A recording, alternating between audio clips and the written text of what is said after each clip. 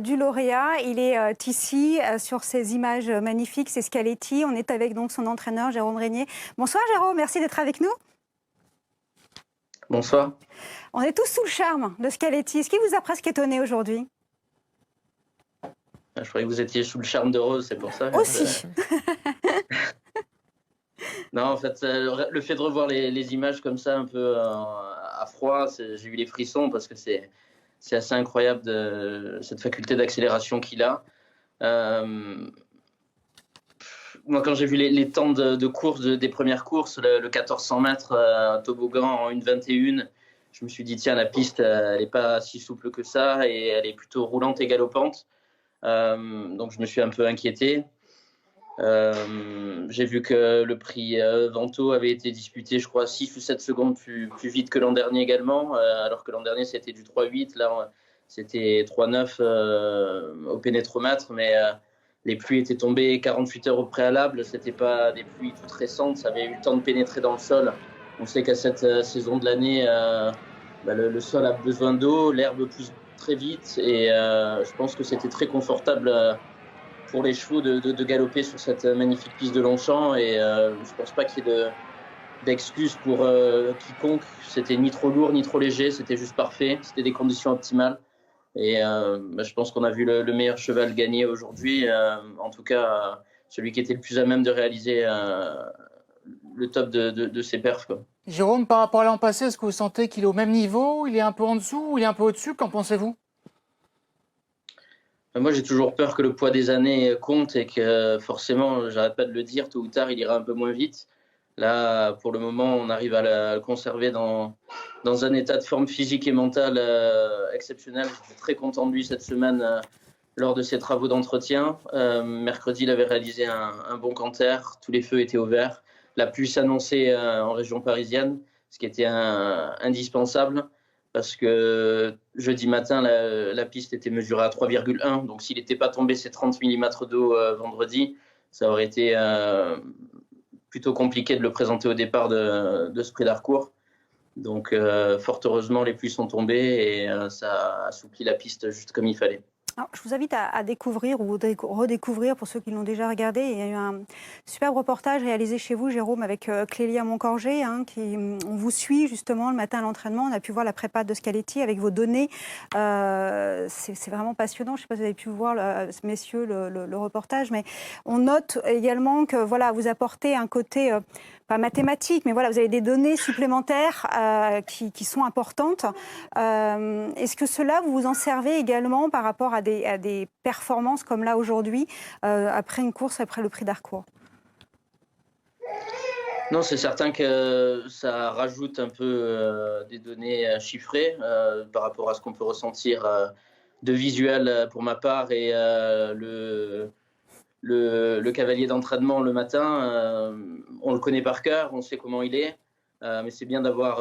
avant, il était un peu chaud, bouillant, on essayait de le tempérer. Maintenant, en vieillissant, et la sagesse fait qu'il est de plus en plus froid le matin, et il en fait de moins en moins. Donc, on savait que pour l'Exbury, on était peut-être un peu à court de préparation. C'est pour ça qu'on voulait à un moment le rentrer dans la Riviera pour lui donner une course de rentrée à Cagnes à domicile. Mais la PSF m'emballait pas trop à Cagnes, et j'ai préféré faire la sagesse et attendre l'Exbury. C'est certain que dans l'Exbury, la piste était très roulante et galopante aussi. Et on n'a pas voulu prendre de risques, on l'a mis dernier et on a juste fait la ligne droite sans être dur avec. Et aujourd'hui, il a à peu près fait la même chose, mais avec un degré de forme un peu plus avancé, et ça l'a fait monter juste comme il fallait. L'année dernière, vous aviez fait l'impasse sur le Gannet, vous aviez remporté derrière l'Ispahan. Quel est son programme cette année? C'est un peu pareil, on va viser le Gannet dans 3 semaines, mais c'est pas dit qu'il y retourne selon son état de forme et selon la météo. Maintenant, s'il pleut énormément fin avril, début mai, et que le cheval a très bien récupéré de ses efforts, il n'y a pas de contre-indication à le recourir à 3 semaines, sachant qu'après il peut avoir un break et viser de nouveau le Grand Prix de Munich à la fin juillet. Mais voilà, c'est vraiment le cheval. On vit à son rythme, et selon son degré de récupération, on lui impose rien. C'est lui qui nous dicte un peu son état de forme. C'est certain que c'est pas idéal de le présenter comme ça à 3 semaines parce qu'il avait la même ferrure que pour l'Exbury. Il pouvait pas s'amuser à bricoler avec ses pieds si proche de l'échéance. Il avait été referré de neuf pour l'Exbury, mais on pouvait pas de nouveau toucher à sa ferrure avant la recours. Donc, bon, il avait une ferrure un peu ancienne, il était à 4 semaines, il avait un peu les pieds longs. Et d'ailleurs, il s'est déferré au moment de la photo parce qu'il a tapé fort au sol et il s'est déferré derrière. Donc, ça tient vraiment à peu de choses. L'année dernière, dans l'Ispahan, c'est ce qui s'était passé. Il s'était déferré entrée de ligne droite et il avait fait sa ligne droite avec 3 chaussures au lieu de 4. Donc, c'est jamais facile. C'est son talon d'Achille. James Lowry, qui le gère depuis ses plus jeunes années, a fait un travail remarquable avec lui. Et c'est comme ça qu'on arrive à le faire vieillir et à lui éviter tout problème. Vous disiez vivre au même rythme que votre représentant Scaletti, c'est-à-dire à 2000 à l'heure, à 200 à l'heure. Hein. Vous avez remporté 8 victoires cette semaine, une forme incroyable pour l'écurie. On regardait également par rapport aux gains. Vous êtes actuellement 4e au classement des gains au niveau des entraîneurs depuis le début de l'année. C'est un début de saison remarquable. Ouais, non, c'est certain. C'est un peu. Cette semaine, elle est un peu hors norme parce qu'on a gagné à Chantilly avec une pouliche qui n'a pas été en mesure de se placer à réclamer à Vivo. On a cherché à lui trouver les paramètres un peu parfaits en courant 1200 mètres ligne droite à Chantilly. Et c'est vrai que Mickaël l'a monté en grande confiance à demi du leader. Elle s'imposait dans un réclamé parisien. Ensuite, ça s'est enchaîné à Borelli avec 3 victoires consécutives. Le lendemain, on a gagné un quintet plus avec une course inédite avec Facteur Cheval.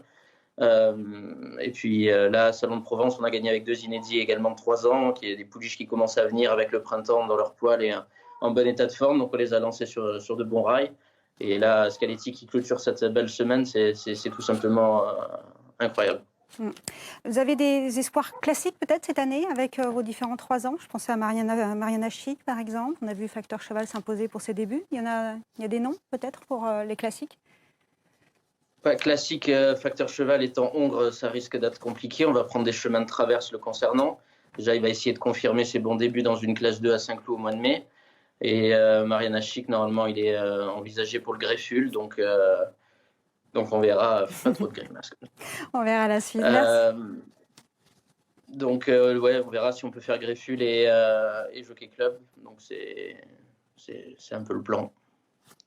Espoir classique, donc, extra. Merci beaucoup, Jérôme, d'avoir été avec nous en direct pour parler donc, de Scaletti et de votre remarquable début d'année. Merci à Rose également d'avoir été avec nous pour égayer notre plateau. C'était bien sympathique.